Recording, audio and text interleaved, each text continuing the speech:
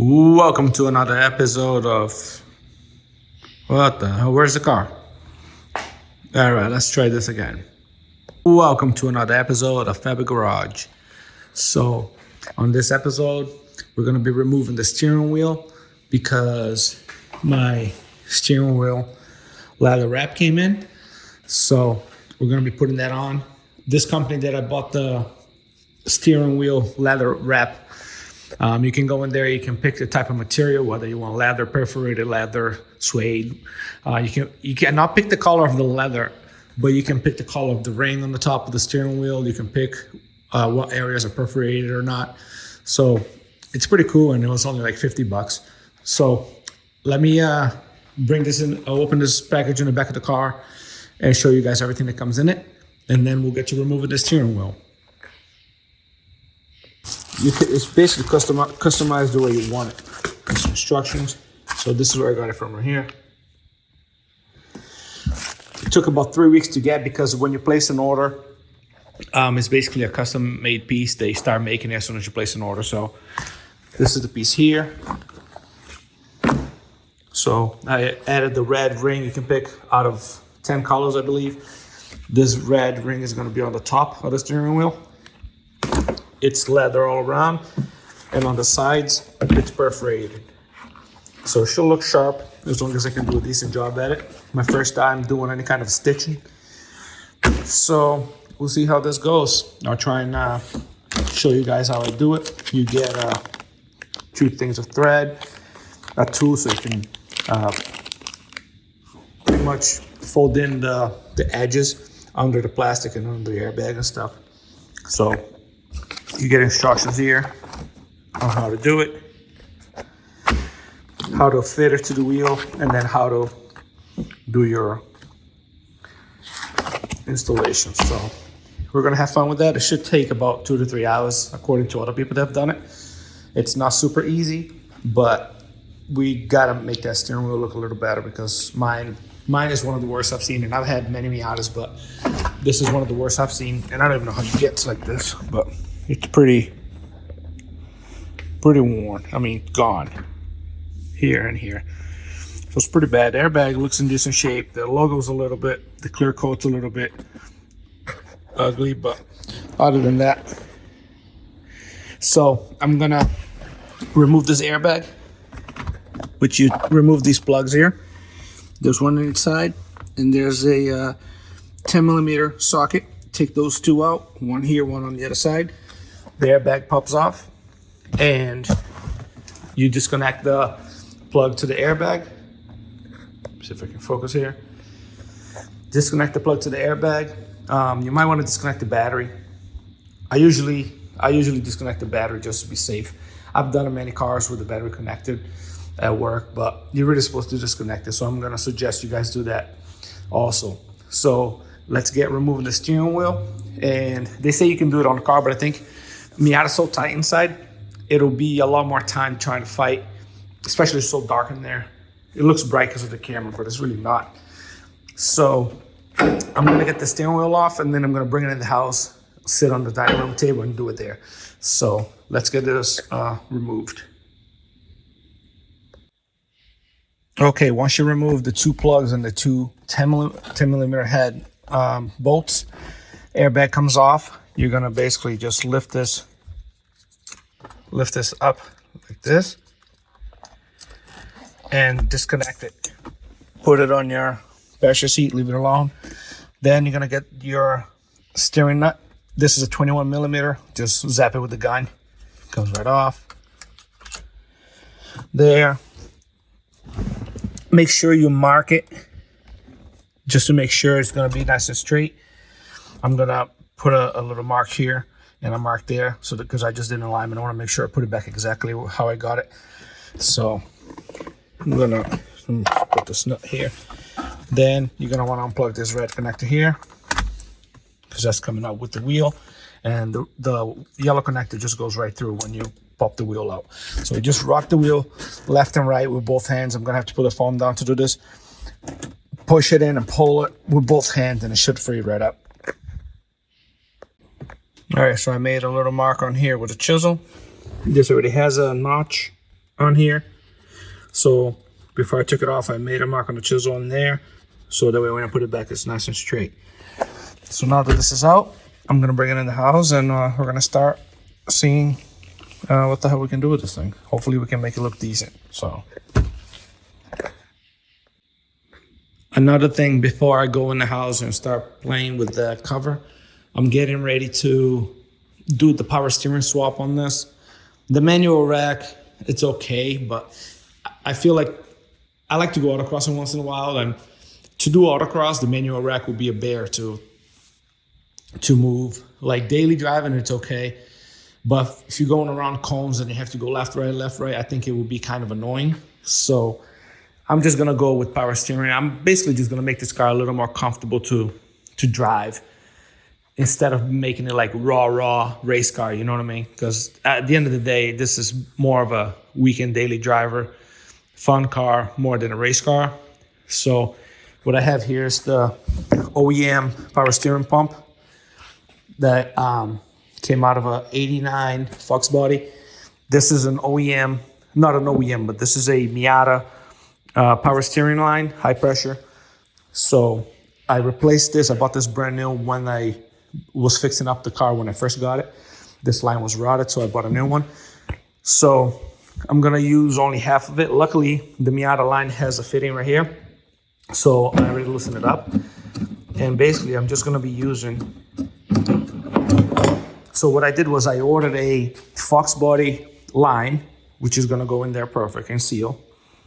And I have a Miata line, and I'm gonna take the Fox body line, and I'm gonna try and see if I can flare it to the same as this. And I'm gonna see if I can use this, because this right here, so here's my rack. That'll go right there. And if I can flare, if I can cut the Fox body line, put this fitting in, hopefully it's the same size, I haven't gotten it yet. Put this fitting in there and then flare it. Hopefully I'll be able to just tighten it up, and I should have a functional line that goes into a Ford pump, but goes into a Miata banjo fitting. So we'll see how that goes. I also ordered a rebuild kit, a Gates rebuild kit for this. This is probably fine, but I'm gonna rebuild it anyway, take it all apart, replace all the O-rings and all the seals, and then put it back together, sandblast it, pulley, paint it. I'm not gonna be using this bracket because I already have a bracket in the car. So cool thing about this is you don't have to worry about mounting a reservoir. It already has a reservoir built in. So it's basically just from here to the rack and from here to the return. So yeah, I'm planning on doing the power steering, but I don't have all the parts, so I'm not gonna get into it. But I just wanted to give you guys an update that I am planning on doing power steering soon. And when I do that, put that rack back in and redo the alignment, which is no big deal. I mean, it's just regular day of work. So yeah, let me get going inside, and I'll show you guys what I can do with that steering wheel. Okay, so step one should be pretty obvious. It doesn't really say to do it, but I'm gonna clean the steering wheel, probably spray some glass cleaner and a paper towel and just get like the grease out of it. And then what I plan on doing is, because it's missing such big patches here on the sides, I plan on taking that heat thing that I bought, the heat tape, and basically cutting this shape and then gluing it on here, just so when I put the new leather on top of it, it won't be an indent on the leather, it'll be the same height. So that way you really won't be able to notice that there was an indent here and here, and I'm hoping that'll work. So let me clean the steering wheel off, and then I'm gonna cut these two little patches here and glue them on. All right, so I cleaned the steering wheel with alcohol, and I made my patches here. So it's pretty much flush. So hopefully when I put the leather over it, it won't show. So we'll see. Okay, so you're gonna, according to the instructions, you're gonna flip this cover over, and then they send you this little roll of double-sided tape. You're gonna put little strips of tape all on the edges, on both sides, as you see here, like that. but you do not want to put it over the actual stitch, as you can see right here. Let me see if I can show you guys. So see right here, you do not want to put the tape over the actual stitch that comes with it. So I put tape all around mine, and then it tells you to remove the backing of it. So just as I was before, you remove all the backing, and then you start folding it in to take shape. This part here is the most annoying one, trying to get this cover on because it's so tight. Trying to get it on by yourself is kind of a pain in the ass. So you're gonna have to fight with it, and then you're gonna have to line up this red mark perfectly centered with the wheel as much as you can by eye, really. And then you just start the process, and hopefully it'll look nice. So we'll see how that looks.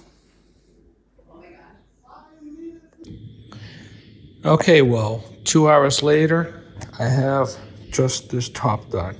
I still have to do these two here. Obviously, you can see there, it didn't line up 100%, but other than that, stitches are not too bad for something I've never done before. So the top is looking pretty good. Those filaments that I put here did work. I don't see too much. I see a little bit, but it's not as visible as it would have been. So now I have to stretch this out and start stitching this side here. And I'd say the whole process is fucking awful. It's when you start, it's just you start, doing it the way they want you to do it, and it's just so frustrating holding the wheel. I ended up coming back out here to the shop, putting this back on the car, tying in the nut, and believe it or not, with the top down and good lighting, it's actually easier to do it in the car. I thought it was going to be easier to do it in the house. Turns out holding the steering wheel, holding the needle, and then making sure that this doesn't bunch up, and when you're pulling it through, it doesn't bunch up and make a knot. It's fucking awful. So I'm happy with the results. Again, this wheel was pretty beat up. After I'm done with it, it's gonna look a lot nicer. But would I do this again? I don't know, man. This is wicked fucking annoying to do. But this is what we're here for. We're gonna keep going.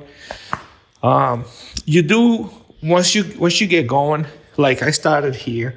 Once you get to about like right here, you start to get a little faster at it because you kind of get the hang of it. So it's not as bad once you're going, but it's very frustrating, very stressful. So set aside minimum 3 hours to do this whole steering wheel. I've been at it for 2 hours. If you've never done one, set aside at least 3 hours. You're probably going to spend 3 to 5 hours if you want it to look decent, no gaps, you know what I mean? So either way, it's going to look way better than before. The red mark is, for the most part, lined up. It's tough to do it by eye, but either way, it'll look way better than the steering wheel ever did. So I'm gonna get going on this bottom piece, and hopefully I can finish it. But it's very time consuming, guys. 3 to 5 hours if you've never done it easily. So let's get going. Put the steering wheel back on the car, and I'm gonna go on the other side. Well, 3 hours later, it is done. I probably would do it again. I mean, it sucks, but seeing it like this, it just looks so much better. So you see the perforated here. So show you the stitching on the bottom. Came out pretty decent. All the stitching came out pretty nice. I never thought I'd be able to do this, to be honest, because it looks so much more complicated. It's mostly annoying, but once you get the hang of it, you kind of, if you have the patience, which I most of the time don't, if you have the patience, it's not too bad. So now I just got to put it back on the car, put the airbag on, and we're good to go. You tuck it all in back here. Not bad for a first time at all. So let's put it on the car, see how it looks. Well, I'd say for $50, this looks so much better. Again, it's not perfect. This is the first time I've done it. And honestly, for a first time, I'd say it came out decent. I'm sure if I kept doing this to all my other cars, I'd probably get way better and, be way better at it. But for a first time, I'm extremely happy. Honestly, as long as I don't see the big holes there, I'm 100% happy with it. Price was good, quality is good, structures are pretty clear. Can't beat it for, I think I paid $50, 55 with tax. Can't beat it for that price. So interior is looking a lot nicer now. It's amazing how little details or wear spots kind of make the interior look kind of crappy, but once you kind of make it look nicer, everything ties together. So I think the interior is looking pretty decent now that I have the wheel on there, and the red mark is pretty close to center. So it's hard to do it by eye, but yeah. So this was the project for this week. I do have a speed sensor coming in. I could not use the speed sensor that came with this transmission. Well, I never got a sensor with this transmission, but if I was to order one for an 87 Mustang, that would not work. I did order it and I had to return it because the 87 Mustang uses a cable speedometer. And obviously I need a speedometer to put out a signal.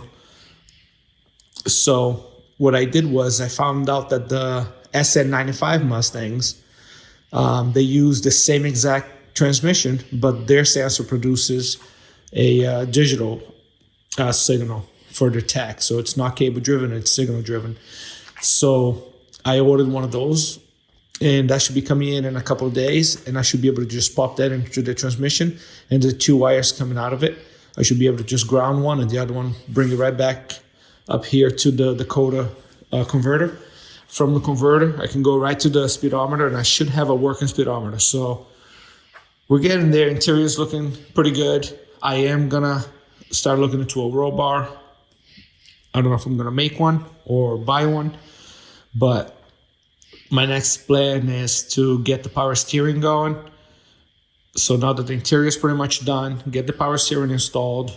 Once this car has power steering, then get the speedometer working at the same time, so that way all my gauges work.